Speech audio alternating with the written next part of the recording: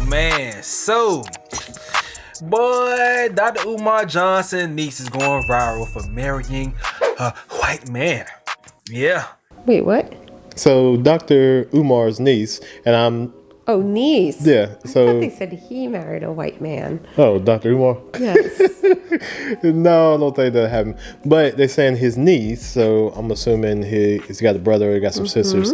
His niece has married a white man. Now, here's the thing. I don't know if this is true, but it seems like it's true. And so the only thing that I would say is that the enemies have... What do you say? The enemies have broken through the gates. Yes.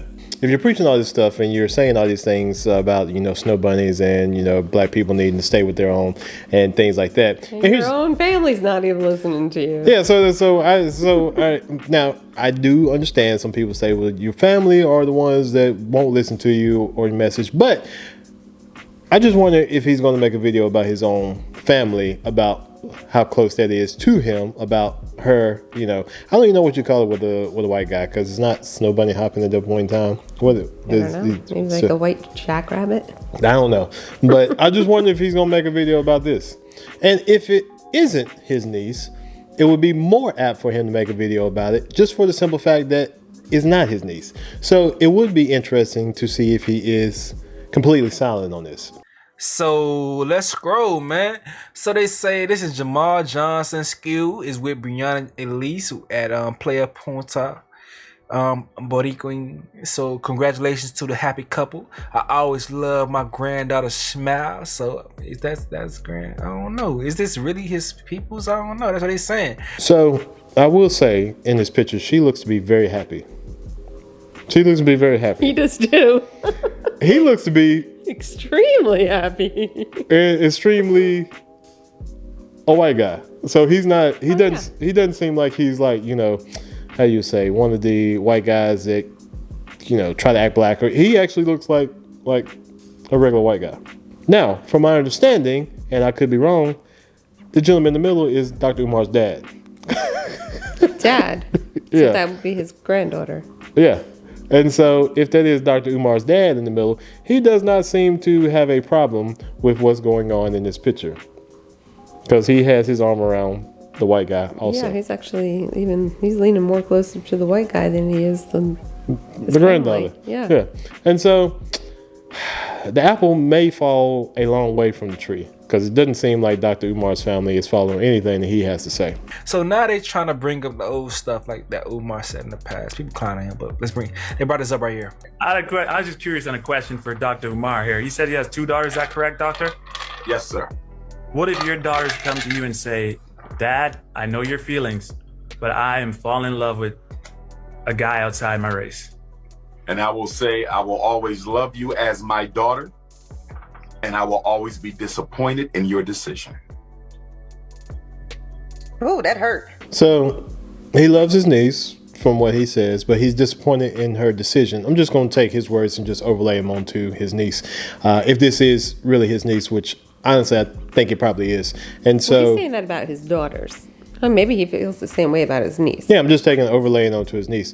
And so the thing that I will really be interested in knowing is that for some reason, a lot of people like to kick people out of the cookout. And so I wonder if she is still invited to the family cookout. You think the niece is going to be invited to the family cookout? I mean, I think she will be. You think, yeah. I mean, the rest of the family will invite, but Dr. Umar. I mean, maybe he's never been invited. It sounds like he might be the outcast of the family. I think he might be. And the reason why is because there's something coming up later in the clip that speaks to him possibly being outcast. So if this is his real father, his real father has some words for his son that it sounds like he doesn't speak to that much anymore. Okay. Yeah. So, I mean, would you? Maybe his message is not perceived as well with his family as it is with some of you all. Maybe his family... You're not as gullible, you mean? Pretty much. Maybe his family can see through all this stuff and see that he is actually doing all this just to make money. Yeah. Maybe he didn't grow up like this. Maybe he found his groove, and his groove is to pander all this stuff so he can make money off of you all. And by the way, hit the Cash App. I think that was pretty good. to save my community, in order to save my race, we have to make bunny hopping a federal offense. Bunny hopping must become a federal offense. I want to introduce the anti-snow bunny hopping bill into Congress. No Negro is allowed to date, live with, sleep with, reproduce, cohabitate, engage, or marry with a non-African woman. We can help the community this way. We can help the community this way. Let's sign the petition and reverse the Loving versus Virginia Supreme Court decision in order to save our community. Those brothers are an embarrassment. I mean, he does know he's living in the United States of America. Yeah, but he says non-African woman, so which means that it sounds like, so if they just got married and that is his niece, it means that she's probably has been with this gentleman for a little while. Okay, which means that while he was making probably the bulk of these videos, is that in the background he already knew that he had dissension in the ranks in his own family. And so which is probably why he always harps more on the men versus the women, because at some point in time he probably saw this ball rolling down the road that this was going to come out. And so he panders more towards women and the black men, but being more harsh on the black men because he already knew this was going on in his own family, where his niece had already said, you know what, I gotta find love the way I need to find love, and I need to find somebody that I am truly in love with, and it doesn't matter what color their skin is. And my uncle is on just making money and on that BS. Love you, Unc, but go ahead and make your money, but I'm gonna go live my life. Now, we don't have much time because we got other stuff that we need to do, so I'm gonna fast forward a little bit so we can actually get to this gentleman's, from my understanding, maybe Dr. Umar's dad. To address the issue that he said about dating outside of your race, I personally do not agree with him. He has his reasons for feeling that way, and I guess historically and even anthropologically he can substantiate how he feels. I, on the other hand, feel that people are entitled to be with whatever race they choose to be with. I don't think that takes away your blackness. I do not believe that you are a traitor if you choose to be with someone outside your race. I do not believe that black women are gold diggers any more than white women are gold diggers or Chinese women. I do believe that love comes and goes, and color doesn't have a thing to do with it. If it did, then I'd like to know why we black people can't seem to love each other a lot more. But I just feel that when we trace things back down in our lineage, and I'm also, of course, in the lineage of the bloodline of Frederick Douglass, as he is. Frederick Douglass was married to a white woman. Many well-known abolitionists, civil rights leaders were married to white women. I'm not saying this is something you should do. I'm saying that it should not be taken as a stain on your blackness. Those of us who are my age and older, some people may consider us elders, we did a lot to get where we are. The 50s, when I was born, was not a good year for my parents. It was not a good decade for my parents, neither were the years prior to that. And after I was born, when I was cognizant of what was around me, I knew racism firsthand. I struggled against it. Struggled against it as a child. Struggled against it as an adult. Struggled against it as a serviceman, as a veteran. I still struggle against it today. White supremacy surely does exist. The only thing I wonder is whether we are fighting it or fighting each other. I'm not prolific as my son is in getting my point across, so I'll get to the point. The point I'm trying to make is this. We have to get along with one another. I'm talking about black people. I think I may be talking about Pan-African people. I don't know for sure because I'm not really abreast as to what Pan-Africanism truly means. I've sought out people to explain it to me. I've sought out people in the so-called conscious community. The definition seems to be quite varied and very rarely agreed upon. So I don't know what it means. I do know that we used to be black before we became African American, before we became Pan-African, as he calls it. Okay, I mean, Malcolm used the term, of course, but I don't know if it was used for the purpose of what's going on today. When I look at some of the ways in this, that these young black people are getting things across, I'm not really sure. Maybe I'm just too old to understand, but I'm not understanding where y'all coming from. But I want to know. That's why I'm not making this video as a disparaging remark on my son or anyone else. I'm an older person that wants to understand where y'all coming from, because I really don't. The hostility, the venom, the clashes between one another that I see on videos and tweets and stuff like this that I've become familiar with, I just don't see how it's progressing for black people. Maybe it is. I just don't see it. You know, I've dealt with a lot of racism in the military, believe me, extreme racism, religious and racial, religious intolerance and racism. And I just really want to understand why is it that our youth have gotten to the point where they feel, number one, that the only way they can express themselves is through profanity, and number two, where they start name-calling everybody who doesn't agree with them.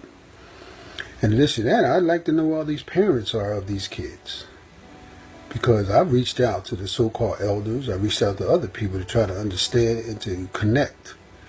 And frankly, I was disappointed, because I can't seem to get a grip on hierarchy of this conscious community, if one exists. Back in the day, when you had the Panthers and other organizations, you know, you knew where you could go and actually touch someone and talk to them and get to understand what it is they're into. I can't seem to do that with this conscious community.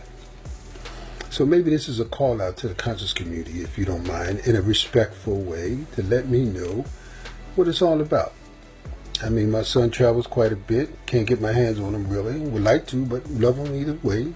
You know, if you see him, tell him his pop said what's up. But ultimately, I'm a retiree. I'm enjoying my life now, best I can. I earned it, believe me, as a black man. I'm not going to let my children tell me how to live my life. And any of you older people out there that's doing that, it's like my son or anybody else tell you how to live your life, you need to get a wake-up call, or else you're late. A lot of the people that I hear being spoken about, you know, Naeem Akbar, Dr. Welsing, and Chris Welsing and all, we spoke about them back in the 70s. We studied a lot of the stuff that I hear y'all talking about today in the so-called conscious community. But I don't remember us being as profane and as divisive as it comes across to me today. I hope that my message to you comes across positively, and I hope in response to this, which I'm sure nobody will hardly look at it because I'm not as well known as my son is, rightly so. He's put the time and the work in, he deserves it. But I'm not in opposition to the conscious community or a lot of the stuff that your leaders are saying. I'm just very curious as to why it has gotten to the point where it almost seems like a crabs in a barrel type of thing. I've been to a couple of my son's lectures. I don't agree with a lot of what he says. I don't agree with a lot that a lot of the conscious community says. But despite what they may think, we are black. I'm black. I earned the right to be black. I'm going to die black.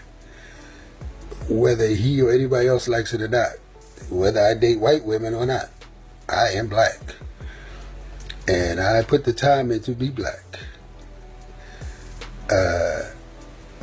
I'm not going to let anyone take that away from me. And I hope that nobody else will, that listens to these people that talk about who's black and who's not black. I give my son all the accolades that he deserves. He definitely is putting the time in.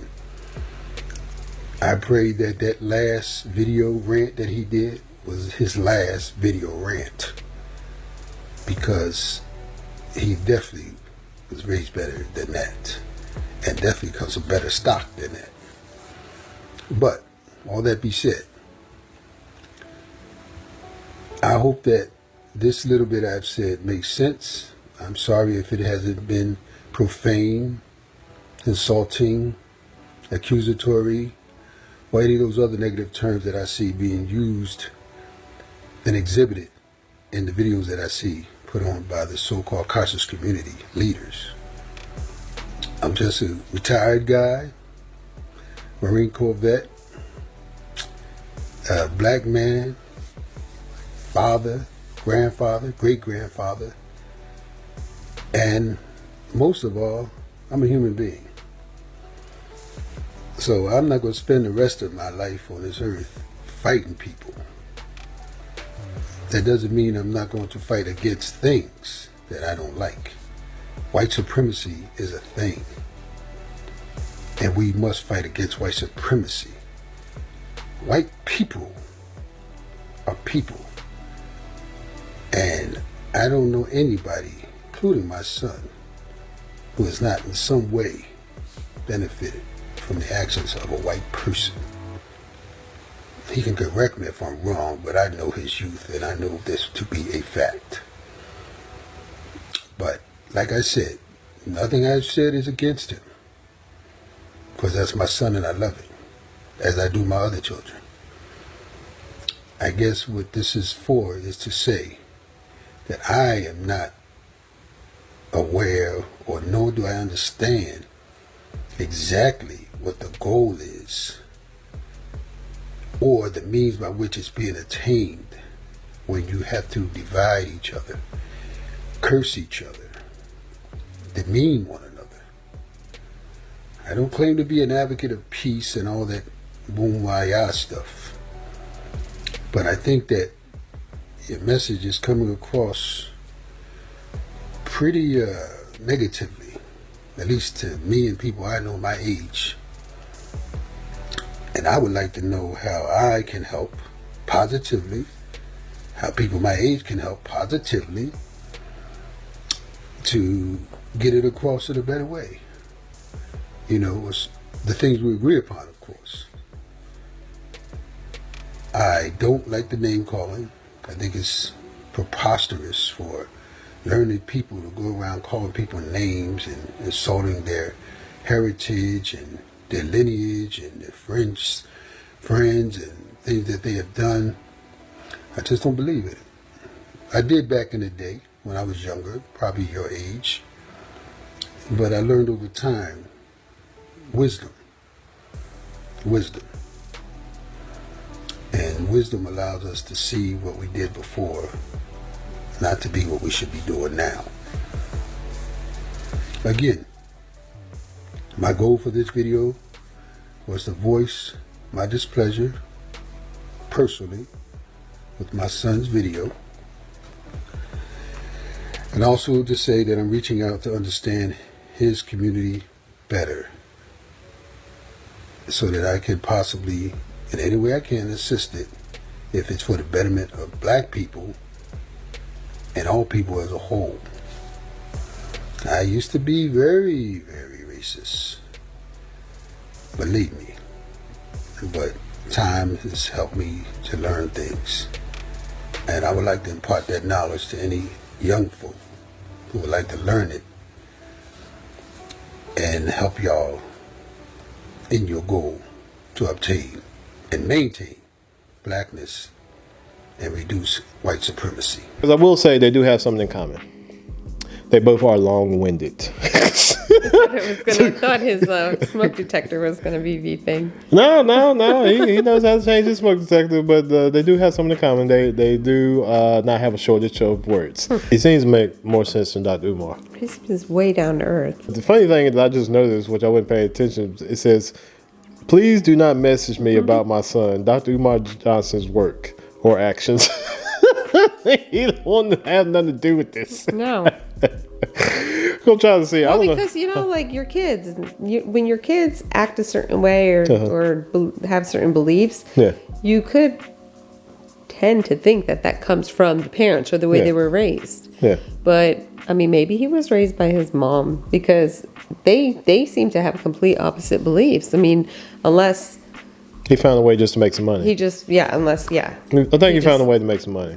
Because, I mean, before he was talking about the school all the time, and from my understanding is that he's been in the process of building this school for more than 10 years that hasn't opened. Mm-hmm. And so after you haven't opened the doors after a while, I'm pretty sure the funds don't come in as readily as they were in the beginning because Right. people are not donating because it's like, where's my money at? And so Right. now you got to run off in this other shtick, and you found a lane, and this is a lane that keeps giving because a lot of people, black, white, and other races, seem to be on this kick of racism and being with your own race and things like that, which is perfectly fine for them if that's what they want to do. But when you start wanting to tell other people how they need to live their life, that's when you kind of like, listen, mind your business. But I see how people do this and have found a way to make money, especially online on YouTube. And listen, if you found something to make money and every video that you make, gets tens of thousands of views, Dr. Umar, then why would he do anything else?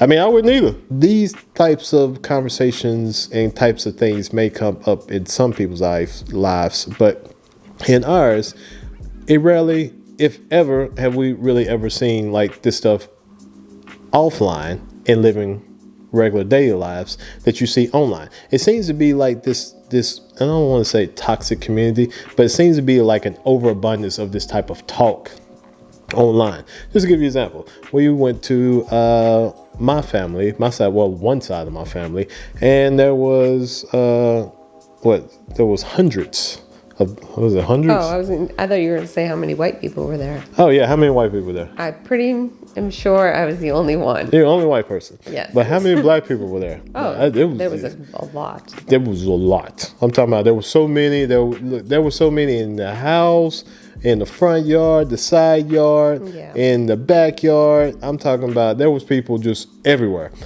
And being the only white lady there, did anybody say anything to you out of the way? No, even when I had to sit in the immediate family section. Yeah, even when you said in the immediate family section, did nobody I question was going anything? to get stopped at the door. Yeah.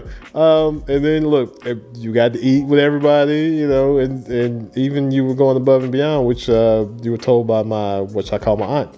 I don't actually, she didn't say, but she told me, you just sit down and relax. You in there doing dishes and taking out trash. And my aunt really did have a funny, like, she's like, what is this like? It's like, we're turning back the hands of time. Like, this is reverse maid now. It's like, so all the black people, now we got a white maid. Who said that? You know who said that. She wasn't out there when she said this. She said, what the hell is she doing?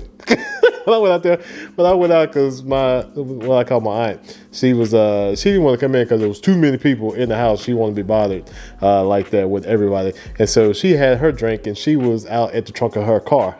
So when I went out, she's like, I said, she's in the house washing dishes. What the hell is she doing that for? I went to go throw something in the garbage and it was starting to overflow. And I kind of like looked around and nobody else was seeing it. And I knew it.